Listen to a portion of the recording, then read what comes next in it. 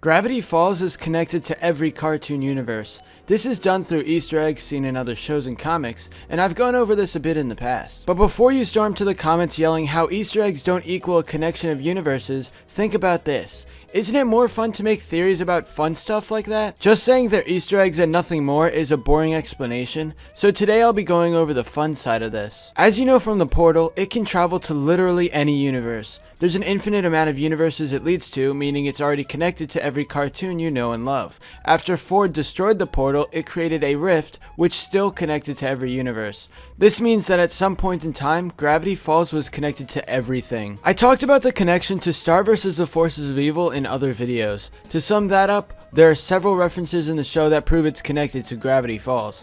Look at this tourist walking in the background, and it's clearly Seuss. There's no way he could have gotten there unless, of course, he was in the same universe as Star. Also, check out these tourists. They are exactly the same tourists as the ones who appear in the first episode of Gravity Falls. In previous videos, I've also mentioned the connection between Gravity Falls and Rick and Morty. To briefly summarize that, take a look at Grunkle Stan holding this notebook and coffee mug. It goes into the portal and it ends up in Rick and Morty in one of the last episodes of season 1. If that doesn't prove these two are connected, then nothing does. Now we go to the connections of other media that you may not have seen before. Gravity Falls actually shows up in the Mad universe. You can see in the background of this picture that the characters from Gravity Falls are all connected. Now this specific example isn't really connecting the universe of Gravity Falls and Mad, since this guy is a fan of the show. But still, it's an interesting Easter egg that I wanted to point out. But let's get to a connection that I find really interesting. In the comic called Batman Eternal 41, we see two very familiar kids. The coloring is slightly different of course, but that's to be expected since this is like an alternate universe. Another comic book series called Howard the Duck has a reference to Gravity Falls.